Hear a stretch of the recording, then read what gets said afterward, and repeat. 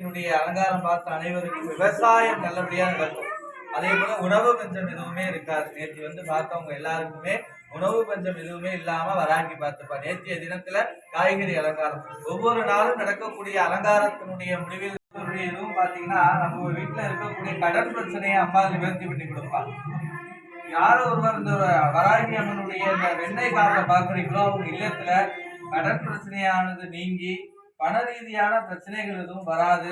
பணத்துல வரக்கூடிய வரிய செலவுகள் இது போன்ற பிரச்சனைகள் எல்லாம் அம்பாள் இன்னைக்கு நிவர்த்தி பண்ணி கொடுப்பாங்கிறது இன்னைக்கு கண்டு அம்பாளை தரிசனம் பண்ண எல்லாருக்கும் இந்த பண ரீதியா இருக்கக்கூடிய பிரச்சனைகள், வேதனைகள், கஷ்டங்கள் அனைத்தையுமே அம்பாள் நிவர்த்தி பண்ணி கொடுப்பா. இதே போல அம்பாளுக்கு 9 நாட்கள் ஒவ்வொரு அலங்காரம் நடக்கும்.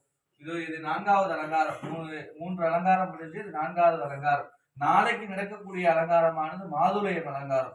நாளைக்கு யார் அம்பாளை பிரார்த்தனை பண்ணணும்னா அந்த குழந்தை பேர் இல்லாதவர்கள் எல்லாம் ரத்த விருத்தி, உடல்ல வந்து ரத்த விருத்தியே இல்லை அப்படின்னு சொல்லக்கூடியவெல்லாம் நாளைக்கு வந்து அம்பாளை வந்து பிரார்த்தனை பண்ணணும்.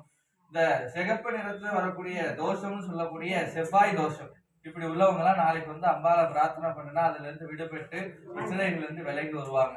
ஆனா இந்த அம்பாள் வராகியானவ நீதிக்குடைய தெய்வம். நீதிக்குரிய தெய்வம். இந்த வராகியை யாரெல்லாம் தொட்டு வணங்குகிறீர்களோ அவர்களுக்கெல்லாம் எந்த ஒரு பகைமே இல்லாத வாழ்வை கொடுப்பால் இந்த வராகி. அதனால இந்த வராகியை 9 நாளும் வந்திருந்து இந்த நவராத்திரியில கையெடுத்து வணங்கிட்டு போங்க. அம்பாள் அனைத்து செல்வங்களையும் தருவார்.